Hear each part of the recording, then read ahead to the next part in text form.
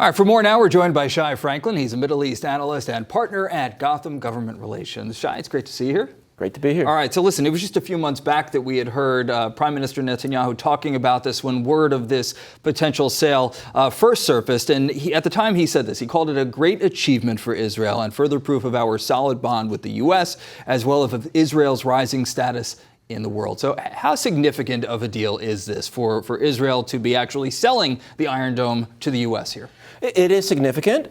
It's important as a reflection of the partnership between the United States and Israel to realize that a lot of the initial funding came from the United States, and it's really a partnership with Raytheon, between Raytheon in the United States and Rafael in Israel. So on the one hand, you might say, well, it would be better if Israel developed it itself, and that would be great. But when Israel tried that in the 80s with the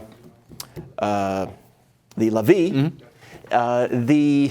the American defense companies heard that the Israeli defense minister, Moshe Aarons, bragged that this is going to be so good, this Lavi fighter jet, that the Americans are going to buy it. So they complained to the administration, they complained to Congress, and the Lavi was cut. So in this case, it's a partnership with the United States, and it's worked very well. Let's talk about what the Iron Dome is going to be used for by the U.S. here, and if successful, if the testing and everything goes as planned, what it could lead to. So it's mostly for force protection in, from what I can gather, Asia and Europe. So Europe probably means Germany, where we have major bases, and Asia probably means South Korea. It's really defensive. So, and it's sort of close-range defensive, so I don't think China is going to be that upset. North Korea might think, well, you know what, maybe it's clearly to stop North Korea from firing on South Korea if it's going to be in South Korea. So initially there are 2 batteries, and then going to be another 2. One of them is already in the United States, actually. It was used for demonstration purposes.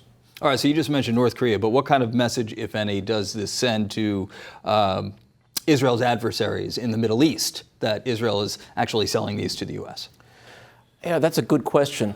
It's no secret that Israel doesn't necessarily have the most formidable military in the world or in the region even, but it definitely has the most formidable defense aerospace industry in the Middle East, and it's one of the probably top 4 in the world. But when you look at this is the first time that Israel has actually sold a standalone weapons system to the United States. Could we see more of this coming forward? Because listen, Israel's a hotbed for technological advancement right now. Sure. And look, a lot of Israel's defense systems are actually subcontracted into the United States. A lot of the components are already being produced in the United States.